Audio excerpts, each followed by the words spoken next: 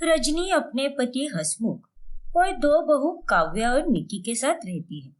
गर्मी के दिन आ जाते हैं और दोनों बहुओं को दिन रात रसोई में काम करने में काफी दिक्कत आने लगती है। हाय जीजी, ऐसा लग रहा है कि हम किसी रसोई में नहीं बल्कि किसी भट्टी में काम कर रहे हैं। अरे इस बढ़ती गर्मी में तो एक दिन हम उबल कर मर ही जाएंगे। हाँ ना निकी, काश हमारे पास कोई एसी होता तो कितना अच्छा होता। अरे काश क्यों जीजी, हम तो हमारी रसोई में अभी भी एसी लगवा सकते हैं। हाँ निक्की, तू बिल्कुल सही कह रही है। हमें माँ जी और पापा जी से इस बारे में बात करनी चाहिए। देखते हैं वो क्या बोलते हैं। हाँ जीजी, चलो अभी चलते हैं उनके पास। फिर काव्या और निकी दोनों अपनी सास रजनी के पास आ जाती है और रसोई में एसी लगाने के बारे में उन्हें बता देती है। लगवा लो बहुओं, वैसे भी तुम्हारी सास तुमसे दिन भर रसोई में काम ही करवाती रहती है और उसमें एसी की हवा खाकर तुम्हारा काम करना आसान हो जाएगा। ओ हसमुख जी, ज्यादा मुंह मत चलाइए और जाइए जाकर मेरा पान लेकर आइए टपरी से। और तुम दोनों चुड़ैलों, एसी लगवाना है तुम्हें? चुपचाप जैसा है वैसे में काम करो। हमने भी गर्मी में दिन निकाले हैं, वो भी चूल्हे पर खाना पकाकर। लेकिन माँ जी, आप समझ नहीं पा रही है, हमें सच में बहुत तकलीफ हो रही है। और नहीं तो क्या, एक तो पहले ही आप मजदूरों से भी बढ़कर हमसे दिन रात रसोई में मजदूरी करवाते हो और उसमें गर्मी का कहर। ना बाबा ना, प्लीज माँ जी, एसी लगवा लो ना। एक बार मैंने कह दिया सब कह दिया, अब मेरा ज्यादा दिमाग मत खाओ और जाओ अपने अपने काम पर लगो। बेचारी निकी और काव्या चुपचाप अपने काम पर लग जाती है। उन दोनों के पति दूसरे शहर में काम करते हैं, इसीलिए वो दोनों अपने सास ससुर के पास ही रहा करती है। जी, माँ जी तो हमारा दुखड़ा समझने से रहे। अब तो हमें हमारे पतियों से ही एसी की मांग करनी होगी। हाँ निकी, अब एक वही ऑप्शन बचा है हमारे पास। एंड आई जस्ट होप कि हमारे पति अपनी नालायक माँ की तरह पापी और बुज़दिल ना हो। फिर काव्या और निकी दोनों अपने पतियों को सारी बातें बताती हैं, जिसके बाद वो दोनों पैसे भेजते हैं और अब रसोई में एसी लगाया जाता है। जब रजनी बाहर से घर पर आती है तभी उसे घर में ठंडी हवा आने लगती है। अरे ये क्या, मेरी रसोई में से इतनी ठंडी हवा कैसे आ रही है? कहीं इन निर्लज्ज बहुओं ने फ्रिज को खुला तो नहीं छोड़ दिया? लेकिन जब रजनी रसोई में जाती है तभी वो एसी को देखकर आश्चर्यचकित हो जाती है। ओ तेरी, ये एसी कहाँ से आया यहाँ पर? क्या माँ जी, खुद से चलकर तो आया नहीं होगा ना ये एसी? जाहिर सी बात है, इसे तो मैंने और जीजी ने खरीद कर लाया है। अब आपने तो हमें कोई पैसे नहीं दिए, इसीलिए हमें हमारे पतियों से पैसे मांगने पड़े। हाँ माँ जी, अब आप तो ठहरी बेरहम, लेकिन आपके बेटों में दिल निकला, इसलिए उन्होंने हमारे दर्द को समझकर एसी खरीदने के लिए पैसे भिजवा दिए। क्या तुम दोनों को शुभम और अविनाश ने पैसे भेजे? उन दोनों की तो एसी की तैसी। अब ये सब बोलकर कोई फायदा नहीं है माँ जी, क्योंकि अब तो हम दोनों दिन भर रसोई में एसी की ठंडी ठंडी हवा खाएंगे और सारे काम आसानी से कर लेंगे। रजनी को अपनी दोनों बहुओं पर बहुत गुस्सा आता है। फिर वो अपने कमरे में जाकर अपने दोनों बेटों को कॉन्फ्रेंस कॉल लगाती है। क्यों रे नालायक, तुम दोनों को थोड़ी भी अकल वकल है या नहीं? अपनी माँ को भुलाकर अपनी बीवियों के लिए एसी के पैसे भेजे तुमने। अरे लगे हाथ मेरे और अपने पापा के लिए भी पैसे भेज देते तो हम भी अपने कमरे में एसी लगा देते ना। अरे माँ, अभी अभी तो हमने उन्हें पैसे भेजे हैं, अब हमारे पास इतने पैसे नहीं बचे हैं। हाँ माँ, अभी आप 2 से 3 महीने रुक जाओ, क्योंकि उसके बाद ही हम आपको पैसे भेज पाएंगे, पक्का माँ। अरे रखो फोन, बेशर्मो, तब तक गर्मी भी खत्म हो जाएगी। और बारिश में क्या तुम्हारे बाप ने लगाया था क्या ऐसी? इतना कहकर रजनी गुस्से से फोन कट कर देती है। मेरा नाम हसमुख है, लेकिन मेरी बीवी के चेहरे पर कभी हंसी नहीं रहती। अरे रजनी, हर वक्त इतने गुस्से में क्यों रहती हो? आखिर क्यों अपने खून को इतना जला रही हो? अरे चुप कर बुड्ढे, मैं तो तुझसे भी परेशान हो चुकी हूँ। पेंशन के पैसे कितने थोड़े आते हैं, ना तो तू और ना ही मेरे बेटे मुझे ऐसी दिला सकते हैं। अब हटो यहाँ से, बेवकूफ कहीं के। अब रजनी रसोई में जाकर डाइनिंग टेबल पर बैठती है और मौके पे चौका मारते हुए एसी की हवा खाती रहती है। लेकिन उसकी चालाक बहू है, ये बात समझ जाती है। अरे निक्की, माँ जी को देखना, बस एसी की हवा खाने के लिए आई है यहाँ पर। इससे पहले तो इन्होंने रसोई की शक्ल भी नहीं देखी। जब हमने एसी लगाने की बात की थी तब कितनी मिर्ची लगी थी इन्हें, और अभी देखो। रुको जीजी, मैं तो अभी इन्हें मजा चखाती हूँ। फिर निकी मेथी, शेपू और पालक की सब्जी उठाकर रजनी को देती है। अरे माँ जी, अब आप जब खाली ही बैठी हो तो ये लो, ये मेथी, शेपू और पालक की सब्जी साफ करके काट दो और इन बर्तनों में रख दो। अरे लेकिन ये सब मैं कैसे कर सकती हूँ? माँ जी, आप चिंता मत कीजिए, आपको कोई मेहनत का काम नहीं दे रहा है, बल्कि आप तो ये काम बैठे बैठे आराम से कर सकती हो। हे भगवान, अब मैं क्या करूं? एसी में बैठना भी जरूरी है, वरना बाहर गर्मी में बैठकर मेरा तो हाल ही बेहाल हो जाएगा। ना बाबा ना, मैं तो यहीं पर बैठूंगी। ठीक है बहू, मैं कर देती हूँ ये काम। फिर रजनी वो सारे काम करने लगती है और उसके बाद काव्या और निकी उसे बैठे बैठे सलाद काटने का काम देते हैं और उसके बाद गीले बर्तन पोंछने का काम भी देते हैं और ऐसे ही काम पे काम देते रहते हैं, जिससे रजनी बहुत परेशान हो जाती है।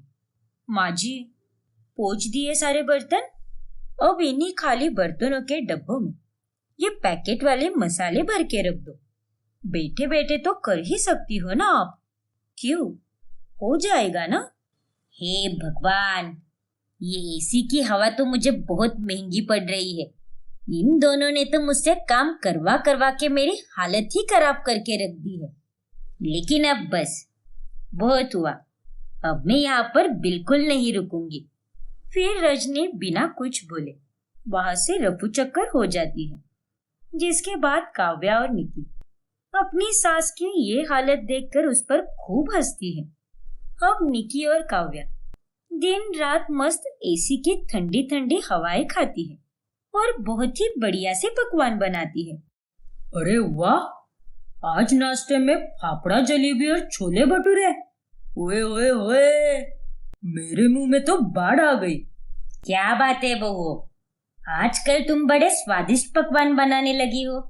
अब क्या करे माँ जी, रसोई में एसी लगाने के बाद से काम करते वक्त मूड हमेशा अच्छा रहता है। हाँ माँ जी, कोई थकावट भी महसूस नहीं होती और इसी के कारण हम दोनों इतने प्यार से खाना बनाते हैं। इन दो नास पीटियों को तो सबक सिखाना ही पड़ेगा। एसी के बहुत ही मजे ले रही है, लेकिन मुझे भी अच्छे से पता है कि इन दोनों का सारा मजा किरकिरा कैसे करना है। अच्छा बहू, कल तुम दोनों को 200 बच्चों का खाना बनाना है। हर साल की तरह कल चैत्र नवरात्रि के पावन अवसर पर हम आश्रम में खाना भेजेंगे, इसीलिए सुबह जल्दी उठकर काम पर लग जाना। ठीक है माँ जी।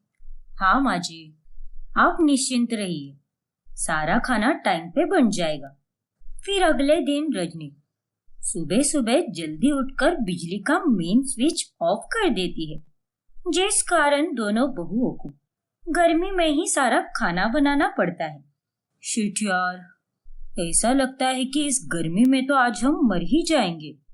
और नहीं तो क्या, इस लाइट को भी आज ही जाना था क्या? काश ये एसी बिना बिजली के चलता तो कितना मजा आ जाता। खैर, हमें माता रानी के नाम से आश्रम में खाना तो भेजना ही पड़ेगा, वरना माँ जी तो हमें सूली पर चढ़ा देगी। हाँ जीजी, सो तो है। बहुत मजे ले रही थी ना ये दोनों एसी के। आज मैं भी देखती हूँ कि बिना एसी के इतने सारे लोगों का ये खाना कैसे बनाती है। उस दिन काव्या और निकी को बहुत ज्यादा परेशानी होती है, लेकिन उसके बावजूद भी वो दोनों उस गर्मी में भी खाना बनाती है। फिर एक रात सबके सोने के बाद रजनी रसोई में जाकर एसी ऑन करती है और वो वहीं पर सो जाती है।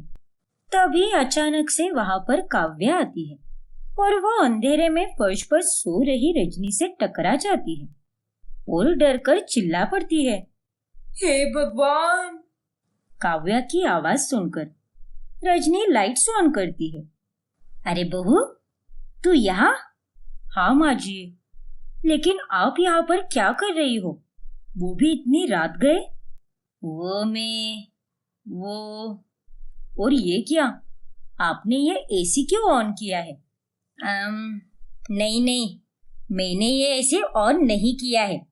मैं तो बस यहाँ पर पानी पीने आई थी, तभी बोतल का ढक्कन नीचे गिर गया, इसीलिए मैं उसे उठा रही थी। इतने अंधेरे में? हाँ बहू, चल अब मैं चलती हूँ, गुड नाइट। काव्या समझ जाती है कि रजनी जानबूझकर वहां सोने आई थी।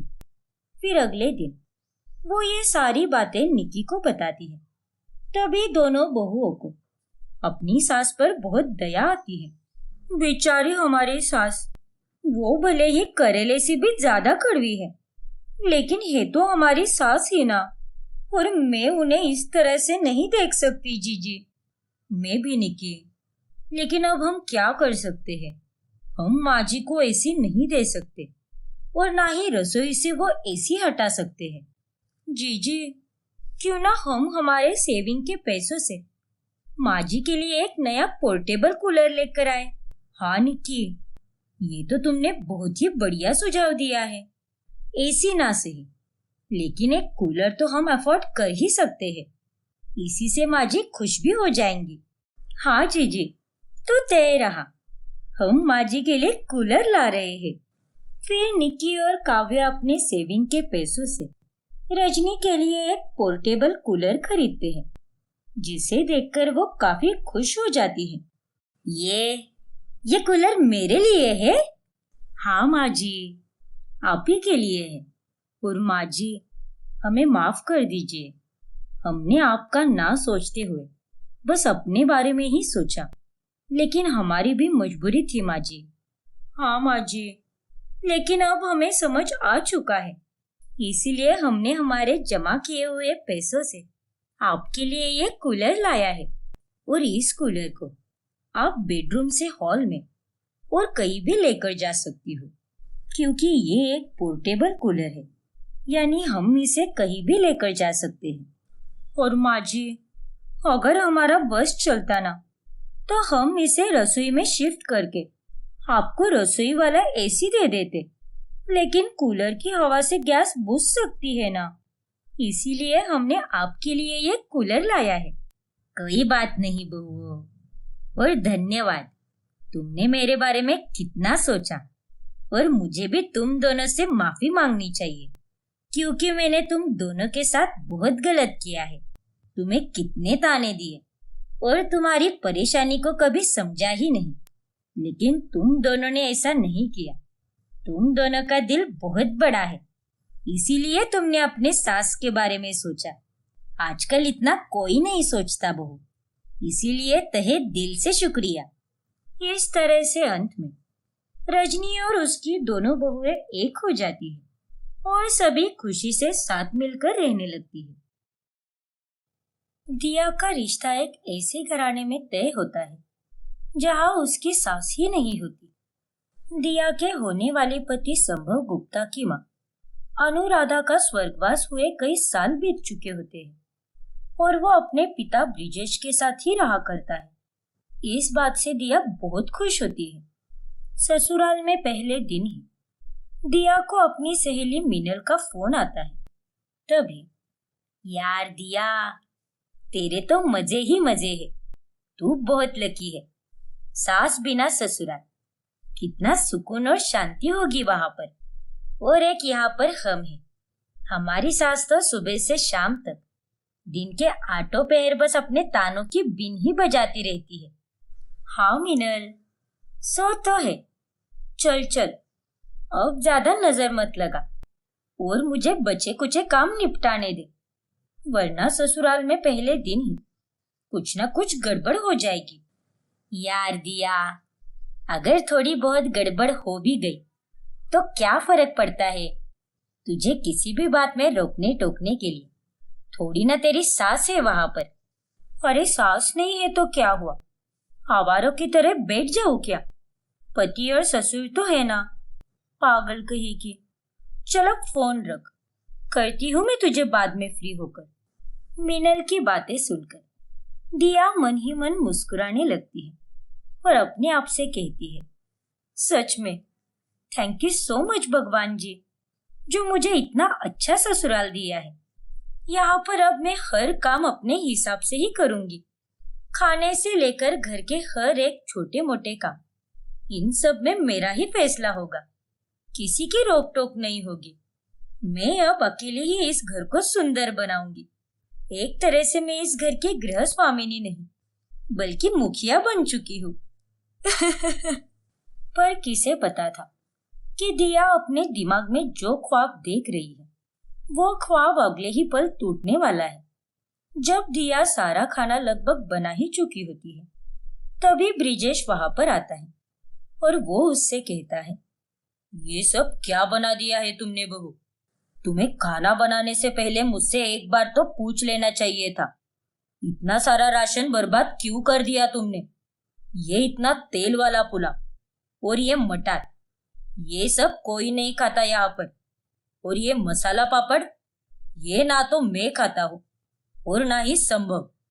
और हम चपातियां नहीं खाते, सीखे हुए पुलके खाते हैं। लेकिन पापा जी, ये बात मुझे पता नहीं थी, और अब जब मैं यहाँ पर आ गई हूँ तो सब कुछ मैं अपनी मर्जी से बना सकती हूँ ना। आपको और संभव को कैसे बार बार पूछ सकती हूँ मैं? नहीं, ऐसा हरगिज मत करना आइंदा से। इस घर का एक एक पत्ता भी मेरी अनुमति के सिवा नहीं हिलना चाहिए। छोटे से छोटे काम को करने से पहले तुम मुझसे अनुमति जरूर लेना, समझ गई तुम? लेकिन पापा जी, अब सासू माँ नहीं है ना, तो मैं ही संभालूंगी ना सब कुछ। आपको क्यों परेशान करूं?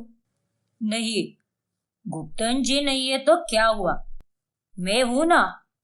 इस घर में सास नहीं है, इसका मतलब ये नहीं कि तुम अपनी ही चलाओगी। इस भ्रम में जीने की कोई जरूरत नहीं है। गुप्तन जी की जगह मैं हूं यहाँ पर, इस घर का मालिक और तुम्हारा ससुर। अपने ससुर ब्रिजेश का ये रूप देखकर दिया काफी हैरान रह जाती है। फिर एक दिन जब दिया मॉप से पोछा लगा रही होती है, तभी यह देख ब्रिजेश गुस्सा हो जाता है और वहां पर आकर दिया को सुनाने लगता है, ये मॉप किसने लाया इस घर में? दिया बहू, तुम इससे पोछा नहीं लगा सकती। लेकिन पापा जी, मैं तो इसी से अपने घर में कभी कभार पोछा लगाया करती थी, और आजकल तो हर घर में मॉप से ही पोछा लगाया जाता है। लेकिन ये गुप्ता निवास है और यहाँ पर हाथ से ही पोछा लगाया जाता है। गुप्तायन जी भी हाथ से ही पोछा लगाया करती थी, और मैं भी तुम्हारे आने से पहले हाथ से ही पोछा लगाया करता था। इस मॉप के कारण कोने में गंदगी रह जाती है, इसीलिए हाथ से करो। लेकिन पापा जी, देखो बहू, ज्यादा काम को टालने की कोशिश मत करो। ये तुम्हारा मायका नहीं है जो तुम्हारी मन मर्जी चलेगी। ये तुम्हारा ससुराल है, ससुराल, समझी कि नहीं? दिया अब अपने ससुर से काफी परेशान होने लगती है और वो ये सारी बातें संभव से कहती है। संभव, मुझे तो सच में कुछ भी समझ में नहीं आ रहा कि पापा जी को आखिर हो क्या गया है। अरे हर काम में बारीकी से ध्यान देते हैं, और कुछ ना कुछ कमियां निकालते रहते हैं। अरे ये पापा जी तो सास से भी ज्यादा बढ़कर है। दिया, अब पापा की भी क्या गलती है इसमें? वो पहले से ही ऐसे है। माँ के जाने के बाद उन्होंने ही इस घर को संभाला है। रिटायरमेंट होने के बाद वो और ज्यादा बारीकी से सारी चीजें करते हैं। फिर चाहे वो खाना बनाना हो या साफ सफाई करना। छोड़ो, तुम तो मेरे मन का दुख समझ ही नहीं पाओगे। तुमसे तो बात करना ही बेफिजूल है। अब ऐसे ही ब्रिजेश दिया के साथ सास की तरह पेश आने लगता है और दिया के लिए ससुराल का हर एक दिन चुनौती भरा साबित होने लगता है। ऐसे ही एक महीने बाद जब दिया बैग पैक करके 2 दिनों के लिए अपने मायके जाने वाली होती है, तभी वो दिया को रोक लेते हैं। रुक जाओ बहू, कहाँ चली तुम्हारी सवारी? पापा जी, वो मेरी भांजी का जन्मदिन है ना, इसीलिए मैं 2 दिनों के लिए अपने मायके जा रही हूँ। तो इसके लिए तुमने मुझसे अनुमति लेना जरूरी नहीं समझा क्या? पर पापा जी, चुपचाप अपनी ये बैग वापस उठाकर अपने कमरे में रख दो। तुम कहीं भी नहीं जा रही हो। अरे शादी किए हुए 1 महीना भी नहीं हुआ है और तुम अभी मायके जा रही हो। लाज शर्म है या नहीं तुम में, या बेच खाई है? लेकिन पापा जी, 2 दिनों की तो बात है और मैं कौन सा 7 समुंदर पार रहती हूँ। अब मेरी शादी हुई है तो मैं ससुराल में ही पुरानी मेज की तरह पड़ी रहूं क्या? ठीक है, अगर तुम्हें अपने मायके जाने में इतनी ही दिलचस्पी है तो जाओ, चली जाओ, लेकिन फिर कभी लौटकर वापस मत आना इस घर में। समझ गई तुम? पापा जी, ये क्या लगा रखा है आपने? आप तो किसी सास से भी ज्यादा बढ़कर हो। दिया बहू, जबान संभाल कर बात करो मुझसे। मैं तुमसे उम्र, रिश्ते और ओहदे तीनों में बड़ा हूं। आइंदा से मुझे उल्टा जवाब देने से पहले 100 बार सोचना। नालायक कहीं की। ब्रिजेश के चुभने वाले ताने सुनकर दिया अपने मायके नहीं जाती और वापस अपने कमरे में चली जाती है। सच में कभी कभी तो ऐसा लगता है कि काश मेरी कोई सास होती, वो तो मेरे दिल का दुख समझती। एक औरत ही औरत का दर्द और उसकी भावनाओं को समझ सकती है, लेकिन मेरा ये ससुर, ये तो एक हिटलर है, हिटलर, खड़ूस कहीं का।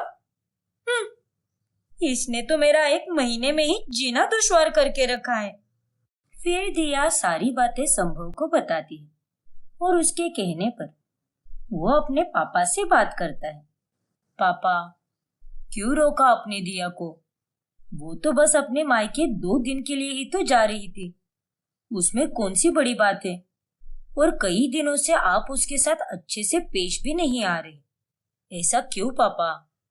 संभव बेटा, ज्यादा जोरू का गुलाम मत बन। भूल गया क्या? तेरी माँ के जाने के बाद मैंने ही तुझे संभाला है। मैंने ही इस घर को बनाया है और मैं इस घर का मुखिया हूँ। तो मुझे मत पूछ क्यों रोका और क्यों ऐसा किया। मैं बहू का ससुर हूँ और मैं उसे जो भी आदेश दूंगा उसे उसका पालन करना ही होगा। ब्रिजेश अपने बेटे संभव की भी कोई बात नहीं सुनता। फिर एक दिन जब ब्रिजेश बाहर जाता है, तभी दिया खुश होकर अपनी सहेलियों को घर बुला लेती है और उन्हें अपना सारा दुखड़ा बताती है। हे भगवान, क्या कह रही है दिया? तेरी बातें सुनकर तो ऐसा लग रहा है कि तेरे ससुर से अच्छी तो हमारी सासें है। तेरा ससुर तो सच में डेंजर निकला। चुप हो जा मीनल, सारी तेरी ही नजर लगी है और कुछ नहीं। अरे ऐसी बात नहीं है दिया। लेकिन दिया, हमारी सास भी इतना ओवर नहीं करती जितना कि तेरा ससुर करता है। सच कह रही थी तू, वो तो 1 नंबर का हिटलर ही है। कैसा नसीब पाया है तूने, सास बिना ससुराल के बदले तुझे सास जैसा ससुर मिल गया है। बल्कि तेरा ससुर तो सास से भी बढ़कर है। और नहीं तो क्या, मैं तो सच में तंग आ चुकी हूँ उससे। उतने में वहां पर ब्रिजेश आ जाता है और वो दिया की सहेलियों को देखकर काफी गुस्सा हो जाता है। ये सब यहाँ पर क्या लगा रखा है तुमने बहू? ये मेरा घर है, घर। कोई खुला पार्क नहीं जो जब चाहे जिसका मन आया बैठकर गप्पे लड़ाने लगे। निकल जाओ यहाँ से सबके सब। ब्रिजेश की ऐसी बातें सुनकर दिया की सारी सहेलियां डर कर वहां से 1 मिनट में ही सुमड़ी में निकल जाती है। लेकिन ब्रिजेश का ये बर्ताव देखकर दिया को काफी गुस्सा आ जाता है और तभी वहां पर ऑफिस से संभव भी लौट आता है। बस बहुत हुआ पापा जी, बहुत सह लिया आपका खौफ और आपके ताने, लेकिन अब और नहीं। अब मैं आपकी एक नहीं सुनने वाली। जब देखो तब आप हर काम में, हर एक चीज में रोक टोक करते रहते हो। जब से आई हो बस मेरा जीना हराम करके रखा है आपने। अरे आप में कोई इंसानियत नाम की चीज है या नहीं? इतना कठोर कोई कैसे हो सकता है? चुप करो बहू, वरना मैं तुम्हें अच्छी तरह सबक सिखाऊंगा। तुम समझती क्या हो अपने आप को? अरे मैं तुम्हारा ससुर हूँ, ससुर। अपनी हद में रहकर बात करो, और अगर नहीं कर सकती तो अपना बोरिया बिस्तर बांधकर चलती बनो। अरे शर्म नहीं आती क्या तुम्हें? मैंने तुम्हारी और तुम्हारी सहेलियों की सारी बातें सुन ली है। तुमने मुझे हिटलर कहा है। हाँ, कहा मैंने हिटलर? क्या गलत कहा मैंने? आप मेरे ससुर हो, लेकिन ससुर जैसा बर्ताव कभी किया है क्या आपने? आप तो बस मुझ पर अत्याचार ही करते रहते हो 24 घंटे। आपको देखकर तो ऐसा लगता है कि ससुर बनने के बाद में आपको तो बस मुझे ताने देने का एक लाइसेंस मिल गया है। बहू, अब भी कह रहा हूं, अपनी जबान संभाल कर बात करो। बस पापा, अगर आप दिया के साथ इस तरह से पेश आओगे तो वो भी आपके साथ ऐसी ही पेश आएगी ना। ये जो भी कह रही है एकदम सही कह रही है। माँ के जाने के बाद में आपके अंदर के सारे जज्बात ही मर चुके हैं। आपको दूसरों की भावनाओं को भी समझना होगा, उनकी कदर करनी होगी। हाँ, मैं मानता हूँ कि इसने हिटलर कहकर गलत किया है, लेकिन वो भी अपनी फ्रस्ट्रेशन निकालेगी ही ना। एक बहू होने के नाते इसे भी अपने हिसाब से काम करने दीजिए। आप तो बस इसे अपने आदेश दे देकर दिन रात परेशान ही करते रहते हैं और ऊपर से उस काम में कमियां भी निकालते हैं। जाने दो संभव, पापा जी को समझाने का कोई फायदा नहीं है, लेकिन मैंने ये तय किया है कि मैं इस घर में नहीं रहूंगी। जा रही हूँ मैं यहाँ से। फिर दिया अपना सारा सामान पैक करके घर छोड़कर जाने लगती है। तभी ब्रिजेश उसे रोक लेता है और उससे माफी मांगता है। रुक जाओ बहू, और मुझे माफ कर दो। और संभव बेटा, तुमने बिल्कुल सही कहा। अकेले रहकर मैं काफी बुज़दिल हो चुका हूँ, दूसरों की कदर करना ही भूल गया हूँ। लेकिन अब तुम दोनों की बातें सुनकर मुझे समझ आ चुका है। दिया बहू, तुम इस घर की लक्ष्मी हो, और एक लक्ष्मी इस घर को पहले ही छोड़कर जा चुकी है। अब तुम भी उल्टे पांव मत जाओ बहू। ब्रिजेश तहे दिल से शर्मिंदा होता है और इसीलिए दिया उसे माफ कर देती है, जिसके बाद सब कुछ ठीक हो जाता है और दिया अपने ससुराल में खुशी से रहने लगती है। आलिया एक अमीर घराने की बेटी होती है। उसके माता पिता धनराज और रोमा उसके लिए रिश्ता ढूंढ रहे होते हैं। एक दिन वो उनके पास आकर उन्हें एक लड़के के बारे में बताती है और उससे शादी करने की इच्छा जताती है।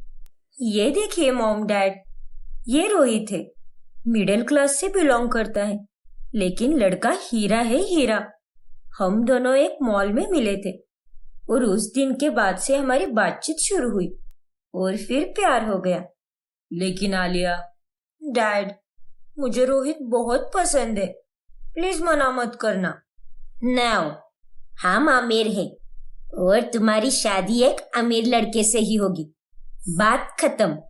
अब मुझे और कोई सियाप्पा नहीं चाहिए।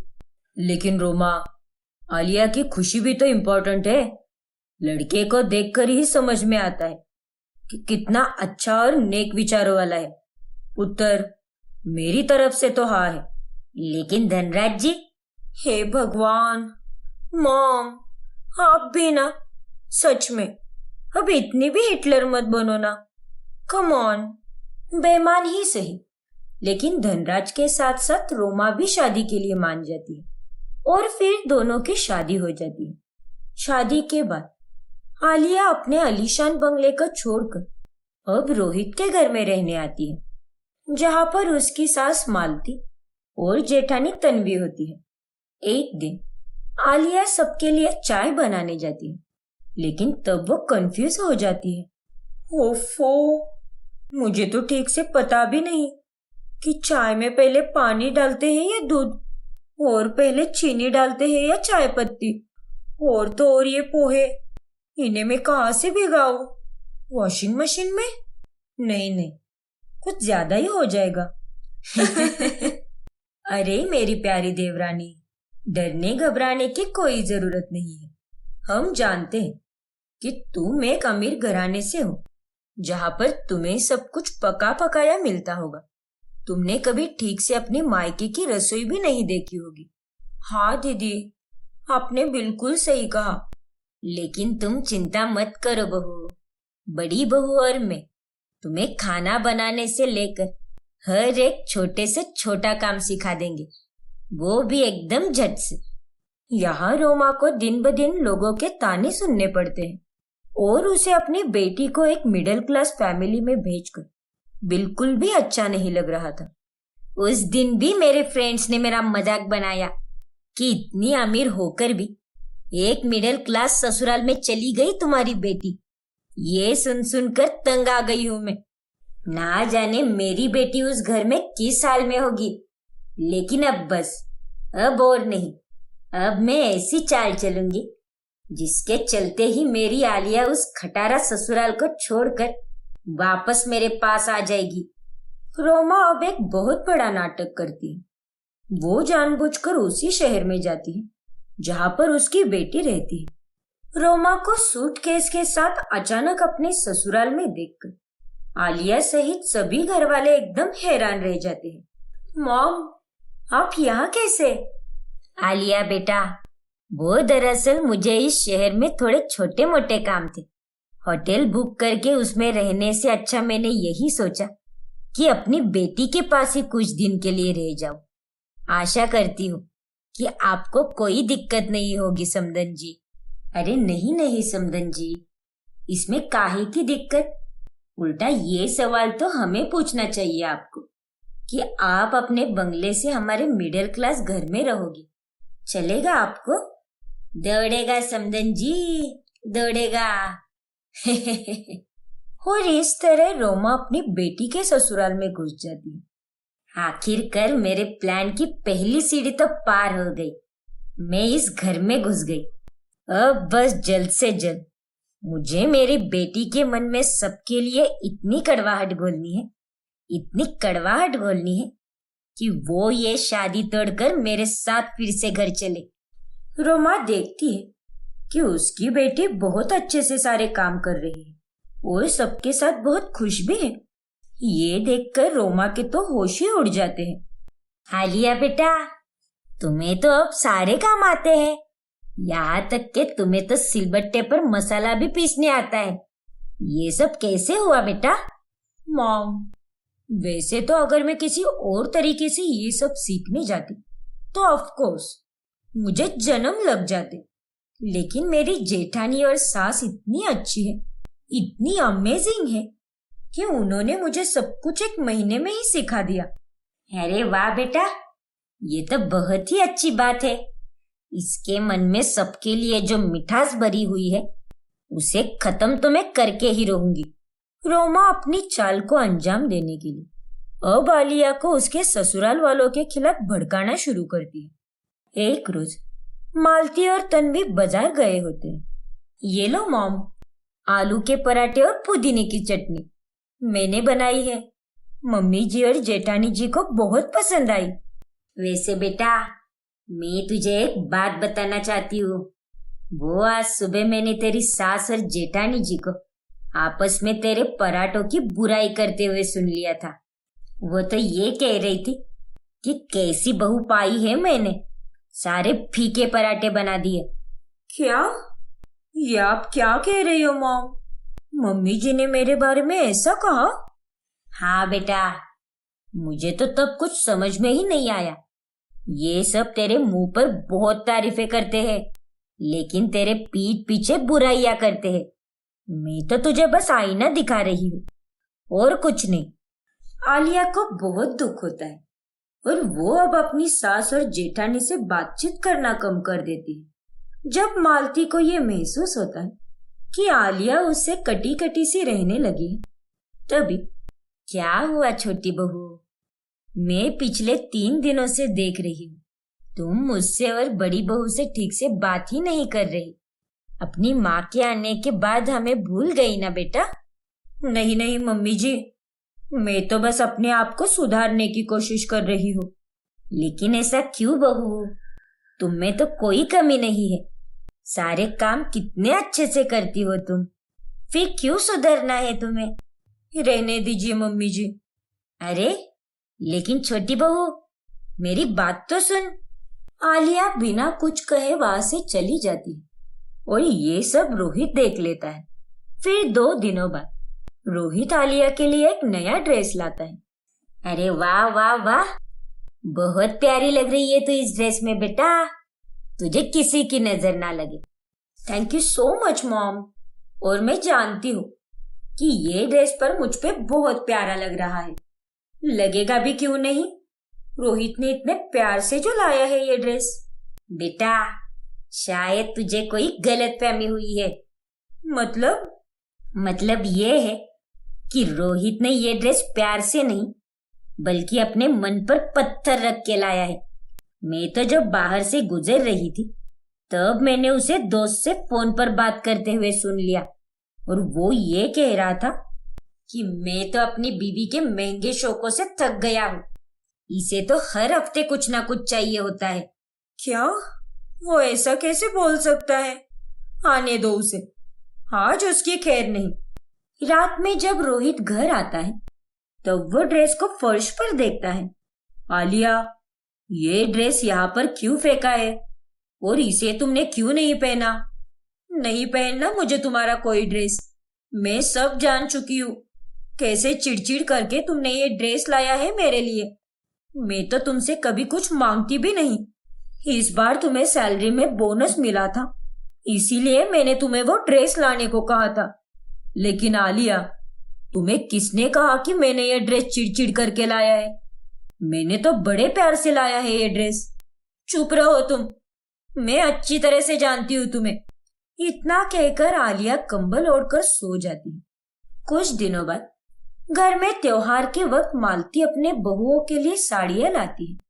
ये सुंदर और महंगी वाली छोटी बहू को दूंगी, खुश हो जाएगी वो। लेकिन रोमा उन साड़ियों के बॉक्सेस को अदला बदली कर देती है। अब मालती अच्छी वाली साड़ी का बॉक्स तन्वी को देगी और सस्ती वाली साड़ी आलिया को देगी, जिससे आलिया और भी ज्यादा गुस्सा हो जाएगी। यानी कि आग में घी की मात्रा और बढ़ जाएगी और फिर होगा विस्फोट।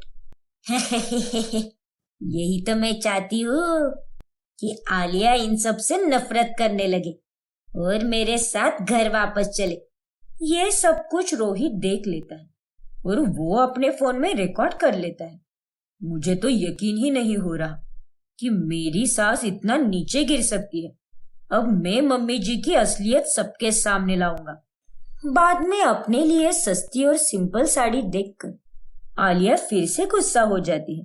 वाह मम्मी जी वाह, जेठानी जी के लिए इतनी सुंदर साड़ी और मेरे लिए इतनी सादी साड़ी। नहीं छोटी बहू, ये सुंदर साड़ी मैंने तुम्हारे लिए ही लाई थी। पता नहीं बॉक्सेस की अदला बदली कैसे हो गई।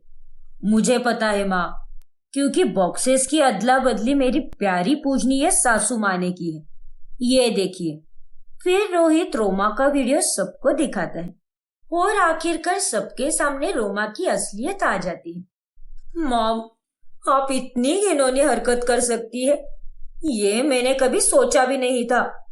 मुझे माफ कर दो आलिया बेटा, मैं तो तुम्हें सिर्फ इस मिडिल क्लास घर से निकालकर वापस अपने साथ घर ले जाना चाहती थी। यू नो व्हाट मॉम, असली अमीरों वाली लाइफ तो यहाँ पर है।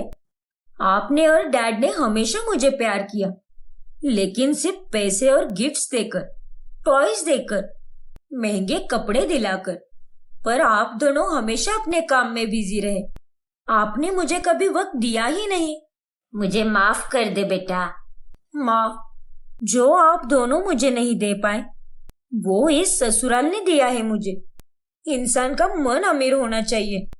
पैसा तो आज है, कल नहीं, लेकिन रिश्ते और लोग हमेशा साथ रहते हैं।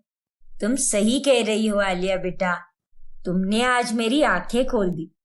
और मुझे माफ कर दो बेटा, लेकिन तुम्हें इस घर में इतना खुश देखकर मैं भी अपने घर खुशी खुशी जा रही हूँ बेटा। फिर रोमा सबसे माफी मांगकर वहां से चली जाती है, जिसके बाद आलिया फिर से अपने ससुराल में खुशी से रहने लगती है।